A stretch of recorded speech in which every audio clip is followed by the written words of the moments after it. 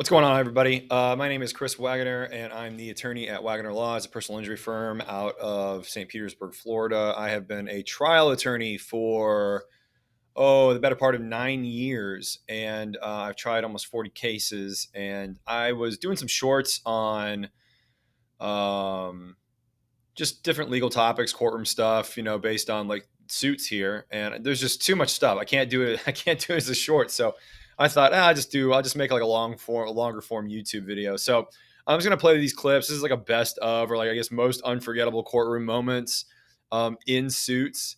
And they just have different clips and stuff like that. So I'm just gonna run some of these clips, and I'll just kind of talk about what I see when I see it, because like most courtroom dramas, as I'm sure you can imagine, like it's a lot of drama, and it's a lot of they're trying to make a good show, and they do. Suits was a fun show. I remember watching this when I was in law school. I mean, Harvey is the man, but as you can imagine, like the technical aspects of the law usually get left out. But nonetheless, I think it's still interesting. You were on your way to the medallion auction. When and where was this auction to take place? 9 a.m. City Hall.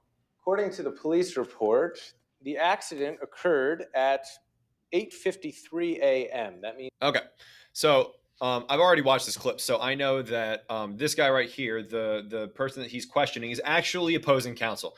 This is an attorney, and he is also the, if I'm not mistaken, the plaintiff in this situation. So he is actually suing. If context serves me correctly, he's actually suing Harvey. So both plaintiff and defendant are the attorneys representing themselves in this case, which you can do. Everyone knows you can represent yourselves, what we call pro se in the United States. But there's a very common phrase. There's a very common phrase that says only a fool has himself as an attorney. And in this situation, you got both of them. And as you'll see, there's mistakes that are made based on the fact that they are their own attorneys. means you only had 7 minutes to get downtown in rush hour traffic. All right, now I'm actually gonna back this up a little bit, because see right here, he's holding the crash report, what I can only assume is the crash report, because he's gesturing to it. Now, that doesn't actually come into evidence in the state of Florida, and I would imagine in most other jurisdictions in the U.S. as well, because it's what we call a hearsay statement. It's a police officer he came to the accident, he came to the scene of the accident, he didn't witness the accident, he didn't see the accident happen himself personally.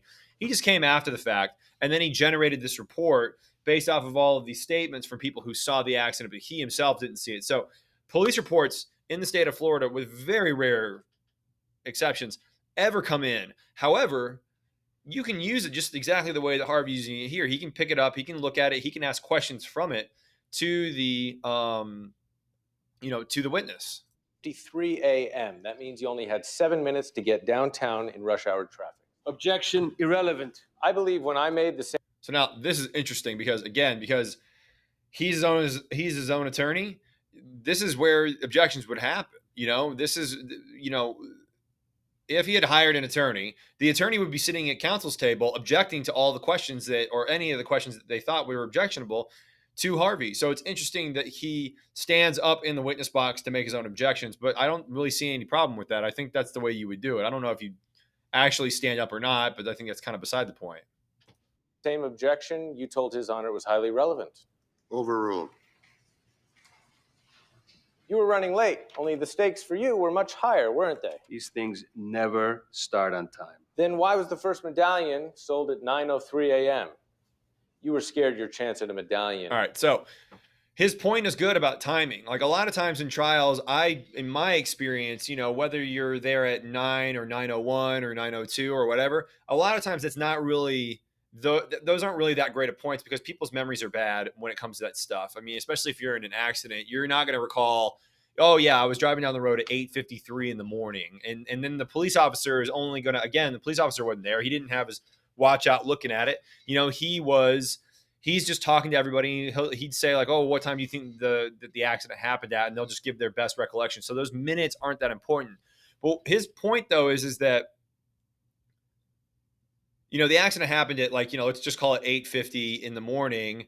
You were rushing to get there on time. And his response is, well, I didn't, these things never start on time. And then he has a piece of evidence that says that, I guess he was going to an auction or something, that the first piece on the auction block got sold at 9:03, which would probably be a fairly accurate number, because the auction house is probably keeping very good time as to when things got sold. So even if it's off by a few minutes, it refutes his point that they don't start on time, because clearly they must have started on time if they were able to sell a piece already by, like, let's just call it 9:05 or 9:10. That means that they were like bang out of the gate. Was going up in smoke, and you ran a red. Then you used the accident to paint me and Ray Benghazi as a couple of scapegoats. You can't prove that. What color was the light? All right. So let's talk about what they're doing right now. This seems like it's a cross-examination, just based off of what I understand how the legal process works. This is opposing counsel, that would be Harvey, is asking questions of the plaintiff, also his opposing counsel. Typically that happens in a cross-examination style fashion. So he shouldn't be going through the facts with this guy. He shouldn't be asking him questions about timing and stuff like that. He should be asking yes or no questions, not giving him an opportunity to talk about like what he was doing, what he was thinking, and what he was feeling. This is a really common mistake that I see in TV and movies with legal shows and it does make for good TV, but in reality, it's not as effective. Cross-examination is very effective at pointing out the holes in people's stories and showing where their knowledge might be limited, and thus impacting their credibility as a witness. When you ask direct questions like what Harvey's doing, it limits the effectiveness of that, but it definitely decreases the drama, as you're about to see. I take the fifth. Can't take the fifth, Mr. Santana. This isn't a criminal case. Accurate statement. It's not a criminal case, and he can't take the fifth. However, if you're in a civil proceeding, you don't have to be in trial. You don't have to be in court. You could just be in a deposition. You could be being investigated by the police. If your testimony could lead to criminal charges, could potentially lead to criminal charges, then you can plead the fifth. You don't lose the Fifth Amendment right just because you're in trial on a civil matter. What color was the light? He cut me off. You claim to love our legal system so much. Answer the question. What color was the light? What color was the light? Your Honor? Answer the question, Mr. Santana. All right, now that's a legitimate thing that you can do. If a witness does not want to answer the question, you can ask the judge to require the judge to respond. It's called being non-responsive. If the witness is not responding to the question, you can say, Judge, the witness is not responding. Can you, require the witness to respond? And the judge will do it. It just meant so much to me.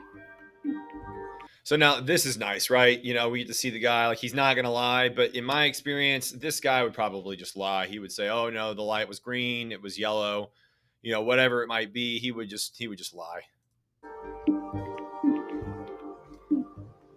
Your Honor, can I sidebar with opposing counsel? So this is interesting, sidebarring with the actual We can roll the dice with the jury, but I'd rather settle. How much do I have to pay? Nothing. You take responsibility for the accident, and your insurance company makes Ray whole.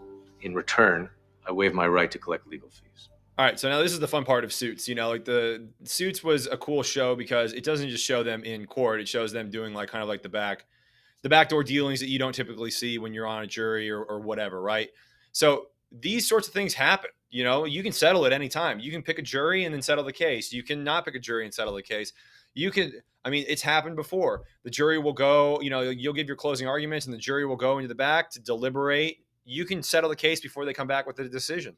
It just depends on what's going on. It just depends on where you're at in the case. However, it is highly unusual, in my opinion, to see them go up in front of the judge to do it. It's also pretty unusual to do it in mid-testimony or in front of the jury like that. If it was me, I don't think I would do it that way. I think I would either finish the testimony in front of the jury, which it sounds like they pretty much are. Harvey's made his point. This guy has impeached himself. He's basically admitted to the jury that the light was red, which I guess it sounds material in this case. It sounds like it's a car accident case where he ran a red light. So him running a red light would make him at fault as opposed to Harvey and this other guy. So that admission pretty much kills the case, which puts them in a position of power to settle the case. So, just finish the testimony out and then go and once ask for a break, say, Judge, can we take a 10-minute break? And the jury would be excused and you can just, talk to opposing counsel off the record and not in front of the judge. Because they're on the record right now. Like, all this is being recorded. I don't know what to say. Don't say anything. I've got a reputation to maintain. That goes for you too, Judge. All right, so this is Harvey, right? This is his character, This doesn't make any sense. And the reason it doesn't make any sense is because this is a public trial. They're on the record. Everything they're saying is being recorded by a court reporter, which they never show the court reporter, but like there's a court reporter in the courtroom there that's writing down everything that they're saying. And if there's not a court reporter, then there's just an audio recording that's being taken down. So him saying like, I have a reputation to maintain. Don't tell anybody about this. Like there's literally, to get to trial, it would have taken them at least a year to get there. So there's going to be so many documents, the complaint and all the discovery and all that stuff. Like some of it's not going to be, publicly disclosed, but they're in trial now. So everything that's been admitted as evidence, there's a jury there, for crying out loud, so his trying to play tough guy and be like, I have a reputation to maintain. It doesn't land with me because they're in trial and it sounds like they've been in trial for at least a few days. Been a really interesting clip because it's weird that both the plaintiff and the defendant are both pro se, and not only are they pro se, i.e. representing themselves, they're also attorneys. So it does add an interesting element. Has that ever happened before? I'm sure in the, hundreds of thousands or even millions of cases that have happened throughout, American history that it's probably happened at least sometime. But, it makes for better TV really than for anything else. However, there's some good stuff in there about the use of the police report and the timing issues, the cross-examination, even the Fifth Amendment assertion. So if you stuck it out to the end of the video, leave me a like.